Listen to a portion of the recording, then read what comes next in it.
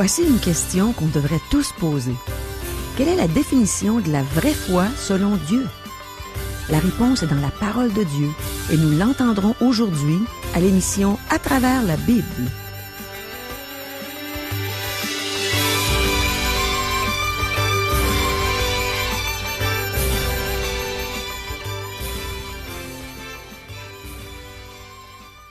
Bonjour, ici Caro.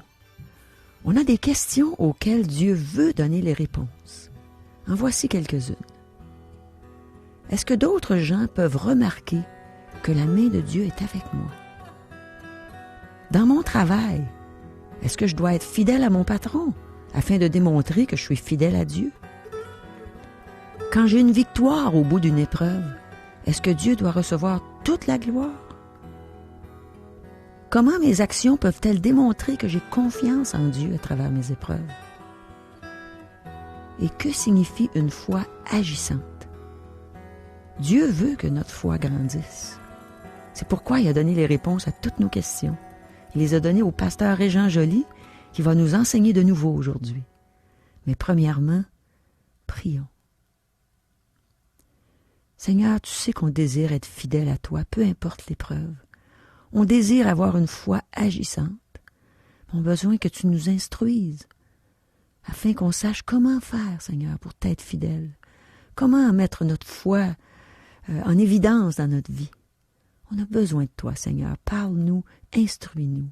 Viens nous fortifier par ta parole. Amen. À toi, Régent. Merci, Caro. Nous sommes au verset 46 de Genèse 41. Je dois reprendre notre récit.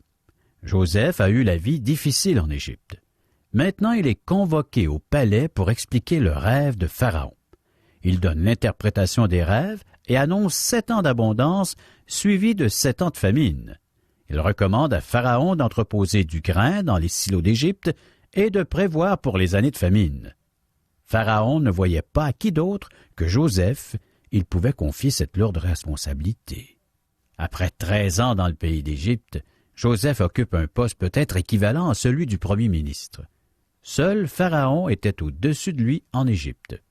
Vous êtes-vous déjà demandé pourquoi Pharaon était si disposé à accepter Joseph? Premièrement, Dieu était avec Joseph.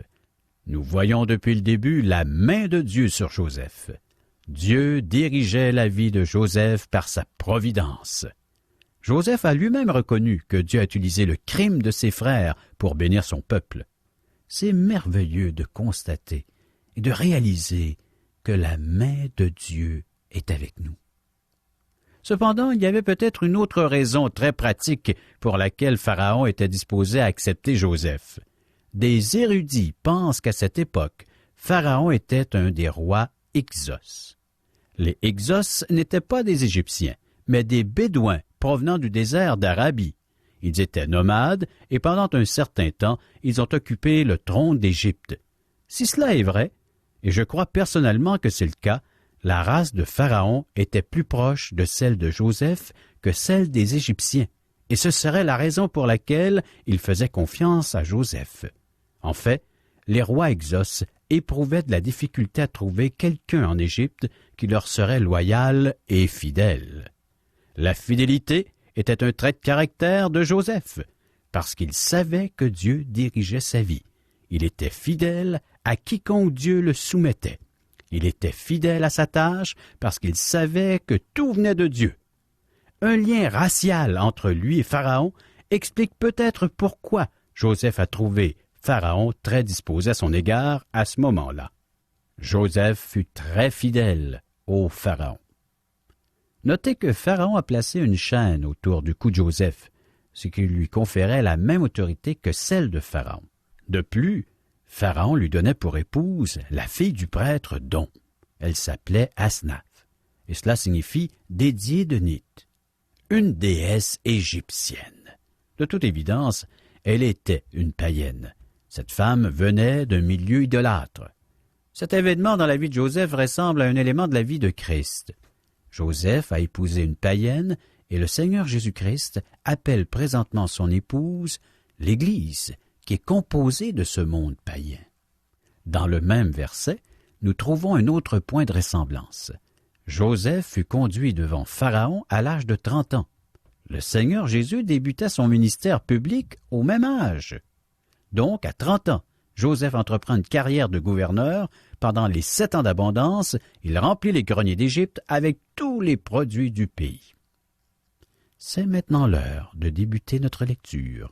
Genèse 41, verset 46. Joseph était âgé de 30 ans lorsqu'il se présenta devant Pharaon, roi d'Égypte. Il quitta Pharaon et parcourut tout le pays d'Égypte. Que fait-il? Pendant les 7 années d'abondance, il entrepose du blé et les produits de la terre. Ce sont les 7 années de grande abondance. Et pendant ces années, les récoltes furent miraculeusement exceptionnelles. On ne manquait de rien pendant ces années. Pour ceux qui s'en rappellent, lors de la dernière guerre mondiale, nous avons, ici même, accumulé des surplus dans notre pays. Et nous avons créé un problème agricole. Si à cette époque, vous aviez voyagé par train dans l'Ouest canadien, vous auriez vu des silos et des entrepôts de grains accumulés par le gouvernement. Il y en avait des milliers. Beaucoup ont pensé à l'époque que c'était ridicule de faire cela. Aujourd'hui, on ne voit plus ces silos et ces entrepôts à grains. Nous avons fait parvenir la nourriture dans le pays pauvre. Maintenant, nous n'en avons pas assez pour nourrir les affamés de la planète. Quelqu'un a suggéré qu'on envoie du grain à la centaine de millions de personnes mourantes. Mais nous n'en avons pas assez. Le surplus est presque tout consommé. La question maintenant est celle-ci. Qui laisserons-nous crever de faim au cours de la prochaine décennie? Problème de famine dans le monde. Je n'ai pas la réponse, chers amis. Mais voici ce qui est important de noter. Pendant les 7 années d'abondance, Joseph engrangera le grain parce que suivront les 7 années de famine.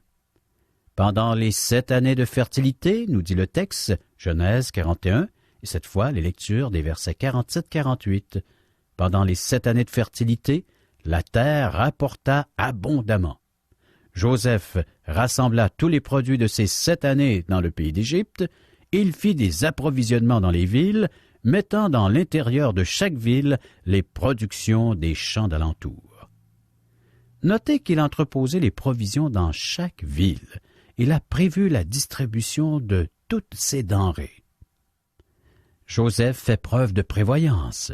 Il entrepose les produits dans chaque ville. Les surplus de chaque région sont entreposés dans la ville la plus proche. Les surplus sont accumulés dans chaque ville, prêts à être distribués. Le verset 49 précise « Joseph amassa du blé, comme le sable de la mer, en quantité si considérable que l'on cessa de compter, parce qu'il n'y avait plus de nombre. » Jetons un coup d'œil sur la famille de Joseph. Ah, la caméra s'installe, et voilà que le focus se fait sur cette chère et belle famille de Joseph. C'est ce que nous lisons, Genèse 41, versets 50 à 52. Avant les années de famine, il naquit à Joseph 2 fils, que lui enfanta Asnath, fille de Potiphéra, prêtre d'On. Joseph donna au premier-né le nom de Manassé, car, dit-il, Dieu m'a fait oublier toutes mes peines et toute la maison de mon père. Et il donna au second le nom d'Éphraïm, car, dit-il, Dieu m'a rendu fécond dans le pays de mon affliction. Ces garçons naquirent avant la famine. Il a appelé son premier fils Manassé. Je dirais qu'un excellent nom pour lui serait Amnésie, car cela indique que Dieu a permis à Joseph d'oublier ses malheurs. Il était tellement occupé qu'il ne pensait plus à la maison de son père. Au début, il avait le mal du pays, mais plus maintenant. Dans la première partie de ce chapitre, nous avons vu Joseph à sa sortie de prison, alors qu'il s'est rasé et s'est changé avant de se présenter devant Pharaon. Il peut vous sembler que ce détail n'est pas intéressant et que seule Gillette, celle qui rase de plus près, pourrait y trouver un intérêt quelconque. Mais ce geste a une valeur symbolique. Cela devrait nous rappeler la résurrection, car il a mis de côté son ancienne vie pour en débuter une nouvelle. À partir de ce moment-là, il s'est habillé comme un Égyptien. Il a parlé comme un Égyptien et il a vécu comme un Égyptien. Il dit « Dieu m'a fait oublier. Donc, il nomme son fils Manassé, celui que vous pouvez appeler Amnésie, si vous le désirez. Il a appelé son deuxième fils Éphraïm, ce qui signifie fécond. Retournons à notre texte. Genèse 41, verset 53. Les 7 années d'abondance qu'il y eut dans le pays d'Égypte s'écoulèrent. Les temps d'abondance sont maintenant terminés et la famine fait son apparition. Joseph a 37 ans. N'oubliez pas ce détail en lisant le prochain chapitre. Genèse chapitre 41, les versets 54 et 55. Et les 7 années de famine commencèrent à venir, ainsi que Joseph l'avait annoncé. Il y eut famine dans tous les pays, mais dans tout le pays d'Égypte, il y avait du pain. Quand tout le pays d'Égypte fut aussi affamé, le peuple cria à Pharaon pour avoir du pain. Pharaon dit à tous les Égyptiens, « Allez vers Joseph et faites ce qu'il vous dira. » Remarquez que c'est Joseph qui avait le pain. Nous voyons une autre similitude avec le Seigneur Jésus-Christ, lorsqu'il déclare et dit « Je suis le pain de vie ». Genèse 41, cette fois, la lecture des versets 56 et 57. La famine régnait dans tout le pays. Joseph ouvrit tous les lieux d'approvisionnement et vendit du blé aux Égyptiens. La famine augmentait dans le pays d'Égypte, et de tous les pays on arrivait en Égypte pour acheter du blé auprès de Joseph, car la famine était forte dans tous les pays. C'est donc une famine mondiale. Les événements dramatiques de la vie de Joseph arrivent à leur terme. L'intention de Dieu d'utiliser Joseph pour sauver la famille de Jacob pendant la famine et l'emmener en Égypte avec ses fils devient évidente. Lorsqu'il était en prison, Joseph ne pouvait pas voir tout cela, mais il fit confiance à Dieu. Il était un homme qui fut toujours enthousiaste et optimiste à cause de sa foi. En ce qui me concerne, j'aimerais tellement être imprégné de foi, de telle sorte que, quelles que soient mes circonstances ou qu'il se produise quoi que ce soit, je sois toujours un optimiste. Je vous le dis, il ne faut pas grand-chose, un petit nuage gris à peine, pour que je ne sois pas aussi optimiste que je devrais l'être. Je pense que cela est vrai pour plusieurs d'entre nous, n'est-ce pas? Joseph est dans une situation unique. Que va-t-il se produire maintenant? Je pense que l'on peut presque deviner ce qui va se produire. La famine est répandue dans tous les pays, et tous viennent en Égypte pour obtenir du blé. Devinez qui s'en vient. La famine oblige Jacob à envoyer ses 10 fils en Égypte pour acheter de la nourriture. Oui, la famille de Joseph. Pourquoi seulement 10? Pourquoi Benjamin n'est-il pas descendu avec ses frères? Jacob craignait de perdre Benjamin, et il en serait mort s'il avait perdu ce jeune homme. Joseph reconnut ses frères, mais eux ne le reconnurent pas. Pourquoi? Bien, pour plusieurs raisons. Premièrement, ils le pensaient mort, donc ils ne le cherchaient pas, ils ne s'attendaient pas à le rencontrer. Ils ne s'attendaient pas à revoir Joseph. Mais celui-ci s'attendait à les revoir. De plus, plusieurs années s'étaient écoulées. Joseph fut vendu à l'âge de 17 ans. Maintenant, il a plus de 37 ans. Si la famine durait depuis 1 an, cela signifie qu'ils ne l'ont pas vu depuis 21 ans. Il a presque 40 ans. Il porte des habits égyptiens. Il parle et agit comme un Égyptien. Mais là, nous prenons un peu d'avance, calmons-nous. Lisons ensemble Genèse 42, verset 1er. Jacob, voyant qu'il y avait du blé en Égypte, dit à ses fils, « Pourquoi vous regardez-vous les uns les autres? » Ils se regardaient d'un air malheureux, ne sachant pas vers qui se virer pour obtenir du secours, ne sachant pas quoi faire. Ils sont désespérés. Genèse 42, verset 2, il dit, « Voici, j'apprends qu'il y a du blé en Égypte. Descendez-y pour nous en acheter là, afin que nous vivions et que nous ne mourions pas. » Ah, la foi agissante! Quelle belle illustration de cette foi vivante, efficace! Plusieurs trouvent que la foi, si mystérieuse qu'elle soit, qu'elle ne sait pas comment agir dans telle et telle circonstance. Souvent j'ai discuté avec des hommes qui ne voulaient pas croire. Ils disaient « Bien, comment puis-je croire ?» Remarquez comme Jacob a cru dans ce verset. Il avait entendu quelque chose. « Voici, j'apprends qu'il y a du blé en Égypte. » Il a cru que cela les sauverait. Sa foi l'a porté à agir. « Descendez-y pour nous en acheter là, afin que nous vivions et que nous ne mourions pas. » Mes amis, voici un exemple de foi salvatrice. Certains demandent « Comment puis-je croire en Jésus ?» Pouvez-vous imaginer Jacob se tenant devant ses 10 fils en disant « On raconte qu'il y a du blé en Égypte, mais comment vais-je le croire ?» Bien, la façon de croire est d'agir en conséquence. La Bible dit « Crois au Seigneur Jésus et tu seras sauvé ». C'est ce que nous pouvons lire dans le livre des Actes, chapitre 16, verset 31. Vous entendez quelque chose et vous le croyez. C'est ce qu'a fait Jacob. C'est ainsi qu'il a obtenu le blé nécessaire pour la survie de sa famille. Et la façon que vous et moi obtenons la vie éternelle, c'est par la foi en Jésus-Christ seul. Genèse 42, versets 3 et 4. 10 frères de Joseph descendirent en Égypte pour acheter du blé. Jacob n'envoyait point avec eux Benjamin, frère de Joseph, dans la crainte qu'il ne lui arrive quelque malheur. Supposons qu'il arrive une mésaventure aux 10 frères. Qu'en serait-il? Bien, premièrement, ils sont plus âgés, mais en fait, cela serait moins douloureux pour Jacob que s'il perdait Benjamin. Benjamin et Joseph étaient les fils de Rachel, rappelez-vous, l'épouse que Jacob avait aimée profondément. Maintenant, il envoie tous ses fils en Égypte et garde seulement Benjamin avec lui. Genèse 42, verset 5. Les fils d'Israël vinrent pour acheter du blé, au milieu de ceux qui venaient aussi, car la famine était dans le pays de Canaan. Maintenant, nous arrivons à une scène dramatique. Genèse 42, verset 6. Joseph commandait dans le pays.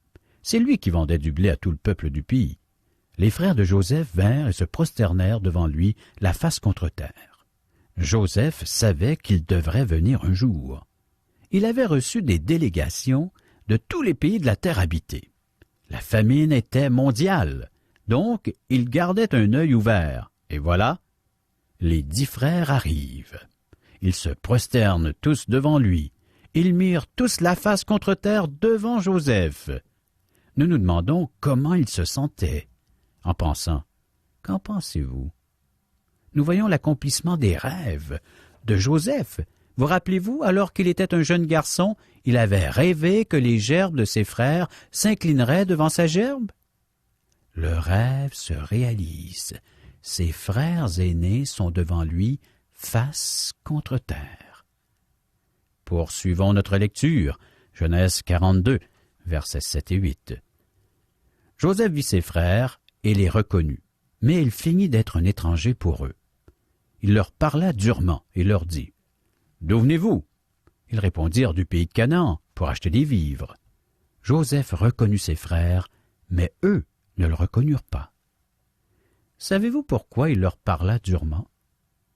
Pour les éprouver. Nous verrons qu'il va les éprouver jusqu'au bout. Il va leur demander des questions qui les feront réfléchir. Poursuivons. Genèse 42, versets 9 à 11. Joseph se souvint des songes qu'il avait eus à leur sujet et leur dit, « Vous êtes des espions.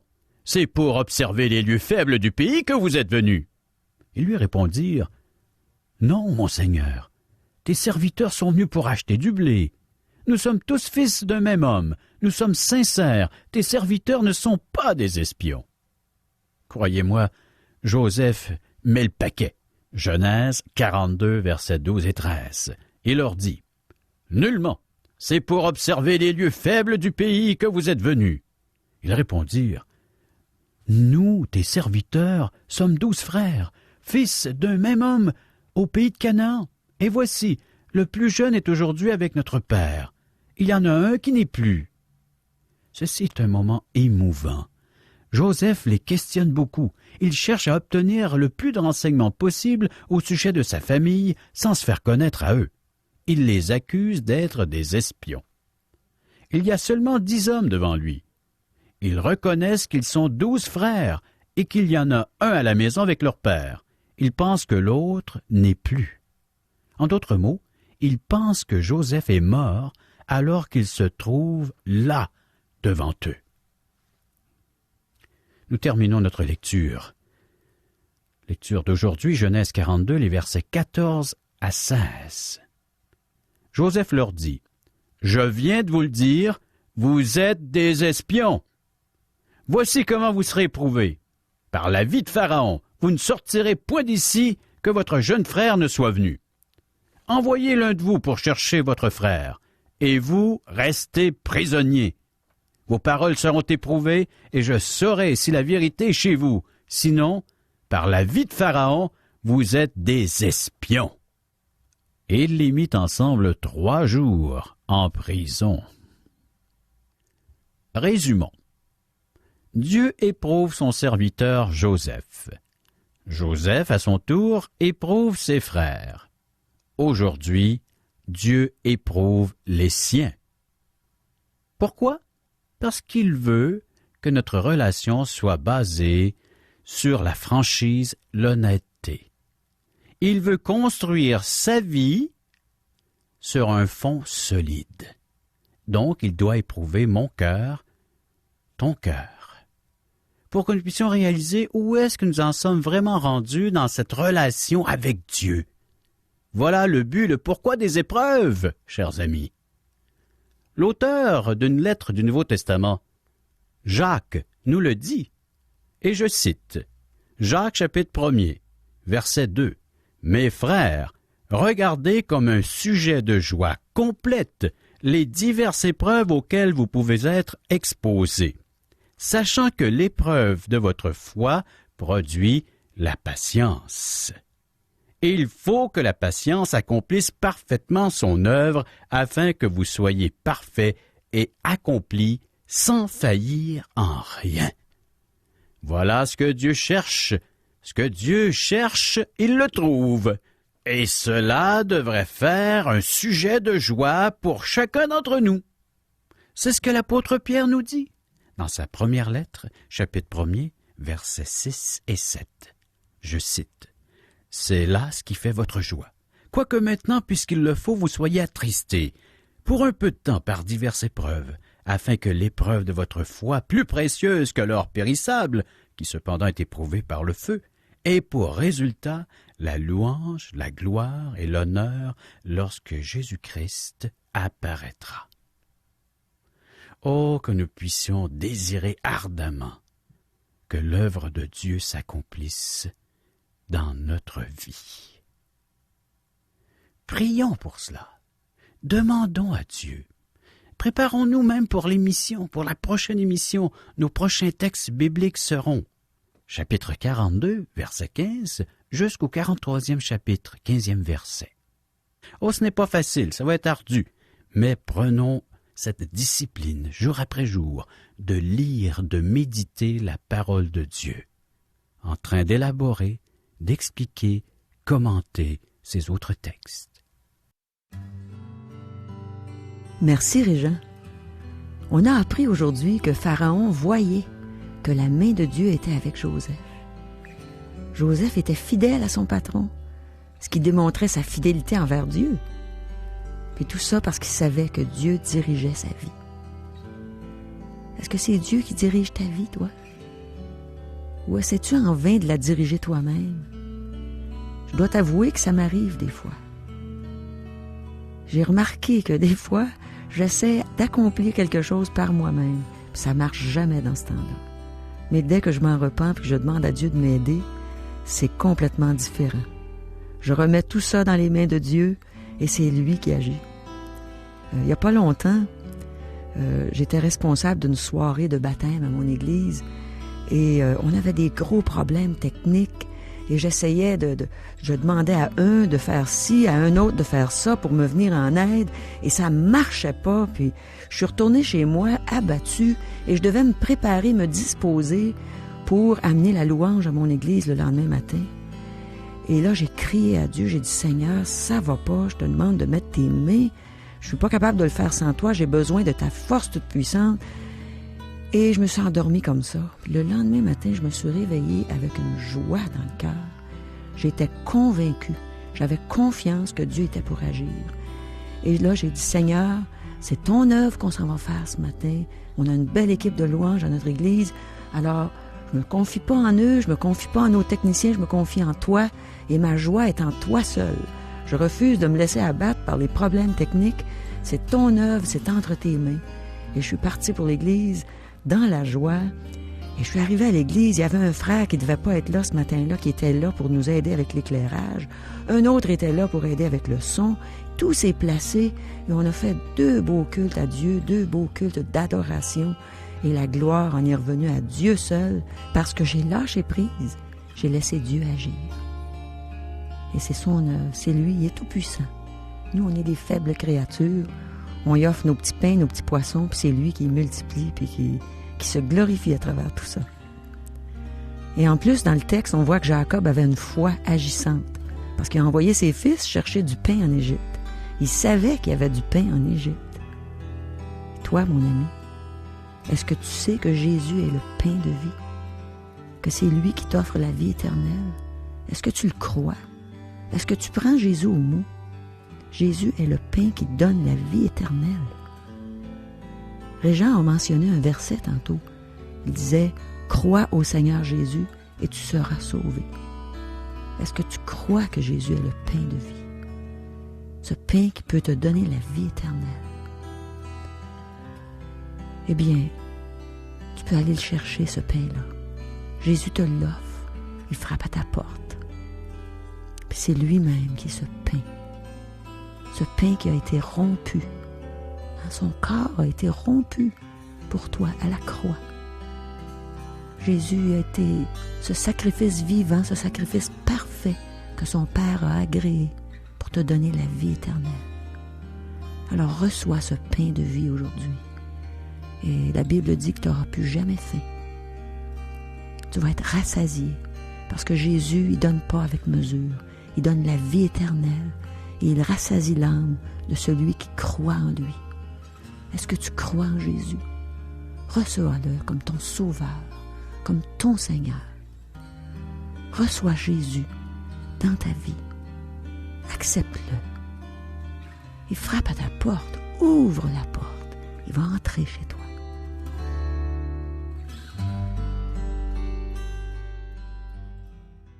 Vous avez des commentaires? Des questions? Vous aimeriez savoir ce que la Bible a à dire sur tel ou tel sujet? Écrivez-nous. Vous pouvez recevoir par le fait même des cours bibliques que nous offrons tout à fait gratuitement, ainsi que des invitations à assister à l'un de nos merveilleux déjeuners de l'espoir offerts à la grandeur du Québec, où vous pourrez entendre des témoignages de vie transformées par le message de la Bible. Pour en connaître les dates et les endroits où auront lieu ces déjeuners, pour nous rejoindre, un des membres de l'équipe d'Aujourd'hui l'Espoir est disponible à recevoir vos commentaires. Vous composez le numéro de téléphone suivant, 1-877-l'Espoir, 1-877-l'Espoir, ou via notre site Internet www.espoir.ca, ou bien vous nous écrivez à Aujourd'hui l'Espoir, 6640 3e Avenue Ouest, Charlebourg, Québec, le code G1H 6H4. Et ici, Régent Joly qui vous dit à demain.